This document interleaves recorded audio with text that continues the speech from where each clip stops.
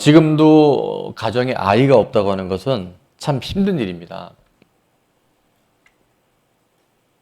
더구나 한나가 살던 그 당시에는 우리나라도 그런 게 있지만 이 구약 시대 때, 사무엘 시대 때, 또 사사 시대 때 이스라엘은 그 메시아 사상이 있었어요. 그래서 그 땅에 분명히 약속된 메시아가 올 것이다. 그래서 이 대를 잇는다고 하는 것은 특히 여성에 있어서는 존재 의미고 살아갈 이유인 거예요. 근데 한나에게는 뭐가 없었다고요? 아들이 없었던 거예요. 이 결핍의 문제. 그래서 그것 때문에 정말 사람으로서의 존중받지 못했던 비참하고 버림받은 것 같은 이 한나의 인생, 이 결핍의 대역전의 드라마가 시작이 돼요. 그것이 바로 한나의 기도를 통해서 하나님은 그토록 많은 고통과 절망과 또 버림받음에 대한 상처들이 한 번에 회복되게 된 줄로 믿습니다. 자, 그래서 한나의 기도에 우린 두 가지 교훈을 함께 살펴보려고 하는데, 첫 번째는 우리 안에 있는 결핍은 기도의 초청장이에요. 우리가 지금 가지고 있는 많은 결핍과 문제들은 하나님이 우리를 어디의 자리로? 기도의 자리로 부르시는 초청장입니다. 결핍이나 고난이나 또 여러 가지 질병이 그 문제 자체로는 결코 좋은 일이 아니에요. 없었으면 하는 일이고 피해갔으면 하는 그런 일인데, 그러나 그 결핍, 지금 채워져야 하고 무언가 하나님이 역사해야 되는 그 부분들이 내가 붙들고 있는 것이 아니라 하나님 앞에 기도의 자리로 나왔을 때, 하나님이 우리를 부르시는 콜링이라는 걸 깨닫고 기도로 올려드리기 시작했을 때, 그것은 결핍이 아니고요, 하나님이 더 큰 하나님의 새로운 영역들을 허락하시고 예비하시는 공급의 시간들이 되게 될 줄로 믿습니다. 그래서 기도하는 사람은요, 사건을 보긴 봐요. 상황에 대해서 우리가 직면하긴 해요. 그런데 기도하는 사람에게는 그 기도하는 과정을 통해서 하나님이 그 사건을 어떻게 보고 계시는지, 단순히 문제를 문제로 보지 않고, 단순히 고통을 고통으로 보지 않고, 결핍을 부족함으로 보지 않고 하나님이 일하시는 손길로 우리를 눈을 열어주실 줄로 믿습니다. 그래서 제가 이렇게 한번 적어봤어요. 기도하는 사람에게 해석의 능력을 주셔요. 기도할 때 하나님의 마음을 알게 하시고, 기도할 때 그 문제보다 더 큰 그 문제를 통해서 일하시는 하나님의 손길을 볼 수 있도록 해석의 능력을 우리에게 부어주실 줄로 믿습니다. 지난 주간 우리 세미 50일의 기도 5일 동안 굉장히 많은 기도 응답과 또 굉장히 많은 표적들이 일어났어요. 사실 그 많은 기도 응답과 표적들은요, 그걸 뒤집어 보면 뭔지 아세요? 그게 바로 문제였고, 그게 바로 결핍이었었어요. 뭔가 해결돼야 할 그런 일들이 5일간의 기도를 통해서 우리가 한 마음으로 부르짖고 말씀 듣고 하나님의 선포할 때 하나님이 그걸 역전시키시더라고요. 그러니까 우리가 똑같은 상황을 보는데 인간의 눈으로 보면 문제예요. 채워져야 할 결핍이고 고난이에요. 그러나 그 똑같은 상황을 내 힘이 아니라, 내 노력이 아니라, 누군가의 사람의 도움이 아니라 하나님의 일하심이 있을 수 있도록, 하나님께서 내 삶 가운데 역사하실 수 있도록 뭐하면? 기도하면, 하나님에 맡겨드리면 그때부터 하나님이 일하게 하실 줄로 믿습니다. 자, 적용 질문을 드릴게요. 1. 지금 나의 결핍은 무엇인가요? 여러분이 결핍이 드러나야 돼요.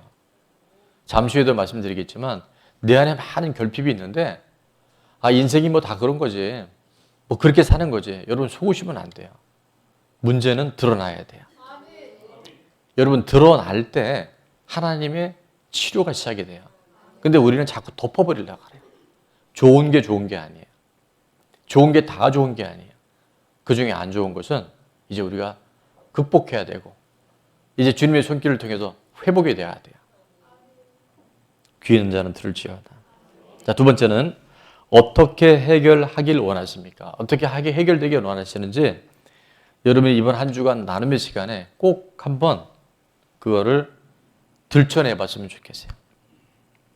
자, 두 번째, 기도의 교훈이 있습니다. 기도의 교훈 두 번째는 뭐냐면 기도에는 장애물이 있어요. 생각지 않은 우리의 걸림돌이 있을 수 있어요. 오늘 본문의 주인공인 한나가요. 정말 하나님 앞에 너무 간절한 마음으로 성전에 나가서 교회에 가서 기도하고 있었는데 제사장 엘리가 정말 뜻밖의 얘기를 하는 것을 우리는 사무엘상 1장 14절에서 볼 수 있게 되는데, 자, 이렇게 얘기합니다. 엘리가 그에게 이르되 내가 언제까지 취하여 있겠느냐. 그리고 뭐라고 얘기해요? 포도주 끊어라. 야, 어디 성전에 와서 술 마시고 지금 기도를 하느냐. 아니, 술 마시고 기도가 아니라 술주정을 여겨서 하냐. 이런 이야기예요. 여러분, 이게 말이 되는 얘기예요? 이게 그냥 한나는 저랬나 보다. 그게 아니라 오늘 지금 여러분이 교회 나와서 기도하는데 제가 여러분들어 제가 하면 저하고 안 어울리니까 자, 어쨌든 누군가 와서 권사님이나 누가 정나님이 와서 아니 어떻게 교회 와서 이렇게 술 먹고 교회가 와서 술 주정하는 데입니까? 이렇게 얘기했다고 한다면 여러분 어떻게 하시겠어요? 예, 별로 이게 우리 현실하고 너무 거리가 떨어지니까 좀 생뚱맞긴 한데 여러분 이게 실제 있었던 일이란 말이에요. 한나는 안 그래도 지금 너무 슬픈 여자예요. 너무 고통스러운 거예요. 첩은 오히려 아들을 쑥 낳아가지고 이름이 누구였어요? 분인나잖아요. 그러니까 매일 분인나게 만드는데 안 그래도 지금 내가 힘들어 죽겠고 열받아 죽겠는데 아니 어떻게 제사장이 어떻게 주의 종이 내 마음도 모르고 내가 술 먹고 와서 지금 술주정한다고 얘기한다고. 여러분 희한한 일은 우리가 기도하기 시작하면요 저 녀석들이 뭔지 알아요. 기도 못하게 기도의 자리에 못 나오게 예배의 자리에 은혜 받는 자리에 어쨌든 멀리 하게끔 먼저 알고 공격해요. 그때 우리는 이제 이 말씀을 붙들어야 돼요. 아하, 내가 믿음으로 살아가려고 하니까 내가 이제 정말 예배 자리에 가려고 하니까 내가 결단하고 기도하려고 마음 먹으니까 이 녀석들이 알고 공격을 하는구나. 그래서 이거는 나쁜 게 아니에요. 기도할 때 장애물이 있다는 것은 하나님의 큰 전리품이 있다는 거예요. 이 기도를 통과했었을 때 우리가 그럭저럭 살아간 인생이 아니라 결핍된 상태에서 그냥 없으면 그냥 살지가 아니라 이 결핍을 통해서 하나님 앞에 부르짖어 기도하잖아요. 사단의 공격에 우리가 들어오면 우리가 그냥 살아갔던 인생에 우리가 얻을 수 있는 인간적인 방법에 상상할 수 없는 하나님의 전리품들이 이미 있다는 전조현상이에요. 이 눈이 열려질 수 있기를 주의 이름으로 축원합니다. 자, 이 기도에 장애물이 있을 때 한나는 어떻게 반응했는지 15절에 이렇게 얘기합니다. 한나가 대답하여 이르되 내 주여 그렇지 아니하니이다. 나는 마음이 슬픈 여자라. 포도주나 독주를 마신 것이 아니요 여호와 앞에 자 뭐라고 얘기합니까? 내 심정을 통한 것뿐이 오니 이렇게 얘기해요. 우리는 여기서 기도에 아주 중요한 팁을 얻습니다. 기도는요 막 우리의 필요를 그냥 막 아뢰고 끝 그러고 가는 게 아니에요. 식당 가서 주문서에다가 뭐 막 적어서 뭐 주세요 하고 줄래요 안 줄래요. 그 다음에 음식 나왔으니까 돈 주고 오는 그런 게 아니에요. 기도는요 오늘 한나가 정확하게 표현해요. 내 마음을 내 심정을 하나님께 통하는 거예요. 주기도문에서 기도가 빠지면 뭐라고 그랬죠? 주문이 돼버리는 거예요. 여러분 기도는 하나님과 마음을 교통하는 거예요. 자, 그래서 제가 이렇게 한번 적어봤어요. 기도는 하나님과 마음이 통하는 것입니다. 여러분 기도를 막 주저리주리 하지 말고요. 방언 기도는 많이 하실 때 아이고 하나님 이거 주세요. 언제 아들 주실 거예요? 저놈의 저 분인난을 나를 저렇게 하고 제사장이 그 상겨 먹어가지고 날 들어 술 먹었다 이렇게 하지 말고요. 그 마음을 하나님 앞에 통하는 거예요. 하나님 이런 기도 너무 귀하게 받으셔요. 마가복음 7장에 보면 수로보니게 여인이라고 하는 한 여인의 참 슬픈 이야기가 나와요. 사랑하는 딸이 악한 귀신에 들렸습니다. 그래서 이 여인이 예수님을 찾아옵니다. 예수님을 찾아와서 예수님께 내 딸을 고쳐라 달라고 얘기를 해요. 근데 그때 정말 우리가 이해할 수 없는 일들이 왜 그러셨을까? 우리로는 납득이 되지 않는 예수님의 반응이 이제 나타난 걸 봅니다. 예수님, 내 딸이 귀신에 들렸는데 내 딸을 고쳐주십시오. 그래서 예수님 뭐라고 말씀하시냐면 첫 번째 이렇게 말씀하세요. 나는 이스라엘의 잃어버린 양 외에는 보내심을 받지 않았다라고 말씀하세요. 그런데 이 수로보니 교회는 뭐라고 했냐면 이렇게 얘기합니다. 한번 따라해 볼까요? 주여 도와주소서. 주여 도와주소서. 자기가 생각했던 예수님의 반응과 달라도 기도에 걸림돌이 있어도 주여 도와주소라고 그렇게 기도합니다. 이때쯤 되면 예수님이 이제 좀 들어주시면 좋겠는데 여기서 점입가경 한 줄 더 뜨세요. 뭐라고 말씀하시냐면 이렇게 말씀하세요. 들어보십시오.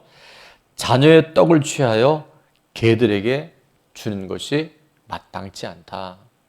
자녀의 떡을 취해서 뭐에게? 개들에게 주는 것이 옳지 않다라고 얘기해요. 이 수로보니 여인이 이때 정말 놀라운 반응을 합니다. 여러분 기도할 때 뭐가 있다고요? 장애물이 있어요. 우리는 기도하면 뭐가 바로 뭔가 응답이 돼야 되고 내가 생각한 이상의 뭔가 빨리빨리 반응이 와야 되는데 더디되고 다른 사람은 기도 응답 잘 받는 것 같은데 내 기도는 하나님 무관심한 것 같고 한나가 그랬을 수도 있고요. 오늘 이 수로보니 여인이 그럴 수 있었을 거예요. 그런데 정말 이 수로보니 여인이 뭐라고 얘기를 하냐면 자녀의 떡을 취해서 개들에게 주는 게 마땅치 않다라고 얘기해서 그 예수님 앞에 이렇게 얘기합니다. 옳습니다. 맞습니다. 주님 말씀이 언제나 맞습니다라고 얘기한 다음에 이렇게 얘기해요. 개들도 주인의 상에서 떨어지는 부스러기를 먹나이다. 여러분 이게 쉬운 일이 아니에요. 이 딸을 고쳐야 되겠다는 어머니의 절박함도 있지만 낮아지지 않으면요. 정말 마음이 겸손해지지 않으면 이렇게 할 수 없어요. 자, 이제 제가 정답을 공개하려고 합니다. 이 성경의 해석은요. 우리가 이 땅에서 다 할 수는 없어요. 예수님 왜 그러셨을까? 다른 사람들한테는 너무 쉽게 해주시잖아요. 다른 사람 보면 그냥 때로는 말도 안 했는데 예수님께서 내가 너를 잘하노라 하면서 위로하시기도 하고 그 사람이 그토록 많은 걸 알아서 해결해 주실 때도 있는데 아니 왜 이 수로보니에게는 이토록 야박하게 이거는 어느 주석에도 없고요. 특별한 해석이 있는 건 아니에요. 근데 이번에 쌤이 50일을 하면서 제가 이 한나의 기도와 이 수로보니 여인의 기도에 대한 것이 계속 오버랩이 되더라고요. 근데 오늘 우리들 안에 그럴 수 있어요. 정확한 답은 우리가 천국 가서 예수님께 직접 들어봐야 되는데 저는 여기서 중요한 단서를 하나 발견하게 됩니다. 이 여인이 이렇게 얘기를 해요. 주님, 옳습니다. 그런데 개들도 주인의 상에서 떨어지는 부스러기를 먹나이다.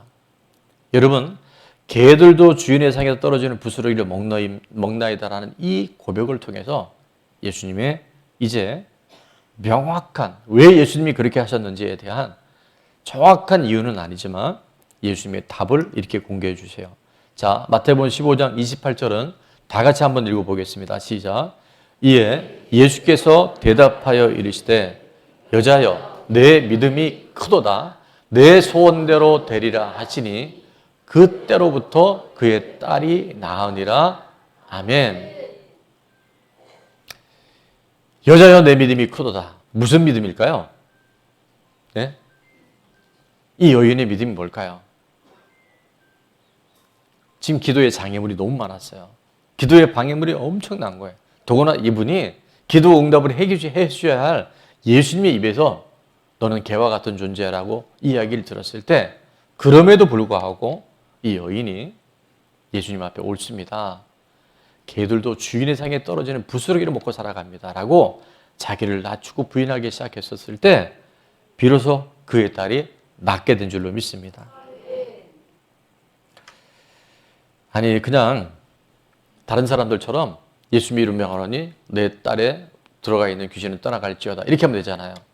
근데 왜 이 어머니를 이토록 낮추셨을까요? 거기에 우리는 관심을 갖고 예수님을 봐야 합니다. 저는 이것이 100% 맞다 그렇게 얘기할 수는 없겠지만 여러분, 우리 자녀들의 문제가 자녀들만의 문제일까요? 지금 귀신 들린 그 딸이 귀신 들린 딸만의 문제일까요? 우리 생각해 봐야 됩니다. 이런 얘기가 있죠. 문제 있는 부모는 있어도 문제 있는 자녀는 없어요. 여러분 명심하십시오.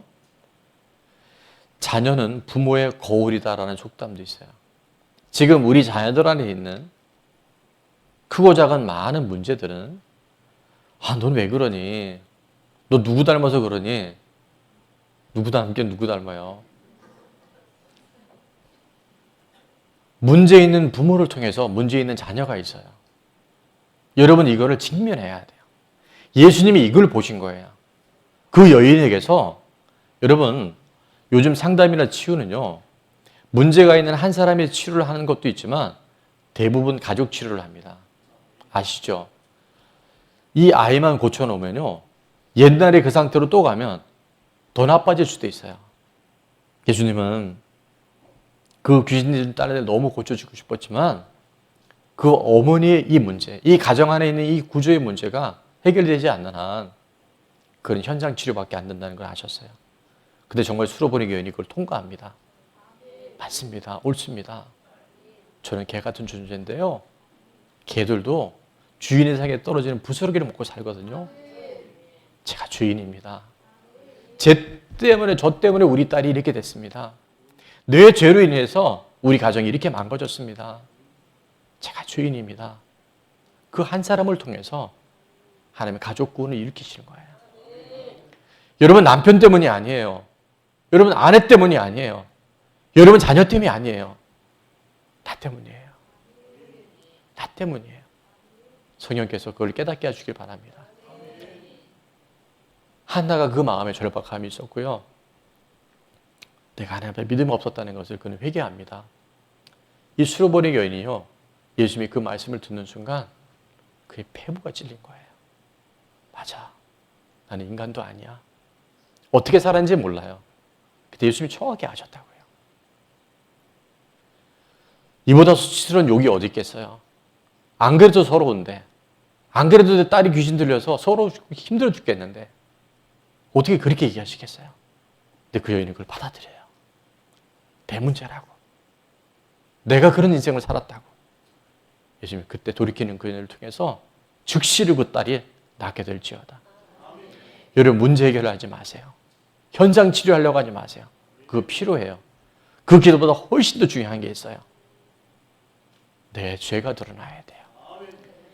나의 교만함과 나의 완악함과 나의 이기적인 것이 무엇인가 그것이 드러나서 주님 앞에 올려지기 시작할 때 문제는 더 이상 문제가 되지 않아요. 그 문제는 하나님의 세를 일하시는 동력이 되어주고요. 하나님이 일하실 수 있는 근거가 되어져요. 적용 질문입니다. 첫 번째, 우리 가정 안에 연약한 가족이 있습니까? 1. 어떤 연약함입니까?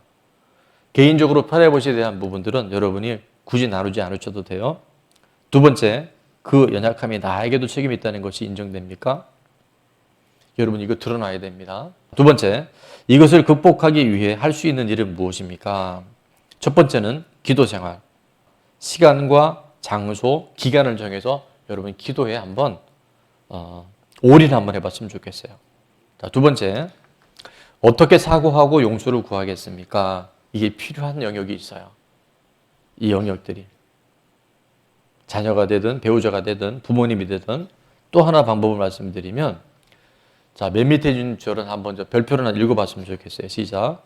전문가에게 상담을 받아보는 것도 방법입니다. 여러분 요즘엔 이게 부끄러운 일이 아니에요. 감기와 같아요. 나중에 우리 셀 모임에서라든가 이 부분에 대해서는 서로가 조언을 하면 좋은데 약 먹는 걸 부끄러워하지 마세요. 기도 응답보다 중요한 기도.